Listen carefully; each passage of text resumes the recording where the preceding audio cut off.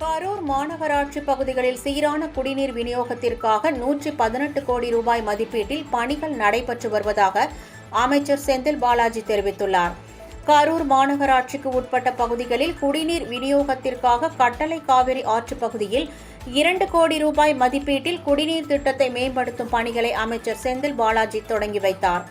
இந்த நிகழ்ச்சியில் மாவட்ட ஆட்சியர் தங்கவேல் உள்ளிட்ட அதிகாரிகள், மக்கள் பிரதிநிதிகள் என பலர் கலந்து கொண்டனர்.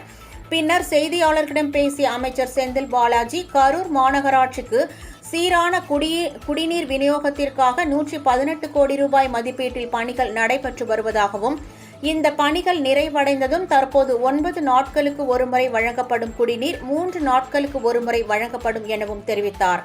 கரூர் புதிய பேருந்து நிலைய கட்டுமான பணிகள் 50% நிறைவு பெற்றுள்ளதாகவும், இன்னும் 3 மாத காலத்திற்குள் எஞ்சியுள்ள பணிகள் நிறைவடையும் எனவும் அவர் குறிப்பிட்டார்.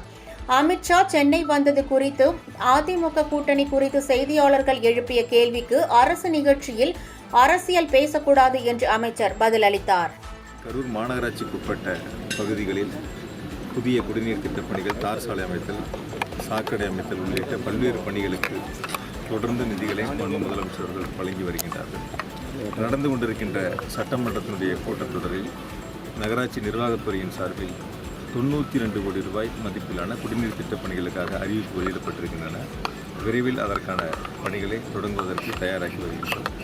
ஏற்கனவே கரூர் மாநகராட்சி பகுதியில் ஏறத்தாழ 579 கோடி ரூபாய் மதிப்பிலான திட்டப்பணிகள் எடுத்துக்கொள்ளப்பட்டு அதற்கான பணிகள் முன்னெடுத்திருக்கின்றோம். அந்த 579 கோடியில் 476 கோடி ரூபாய் விடுபட்ட பகுதிகளுக்கு பாதாள சாக்கடை அமைப்பதற்கான அந்த திட்டப்பணிகள், 113 கோடி ரூபாய் புதிய குடிநீர் திட்டப்பணிகள் அமைப்பதற்கான அந்த நிதி ஒதுக்கீடு.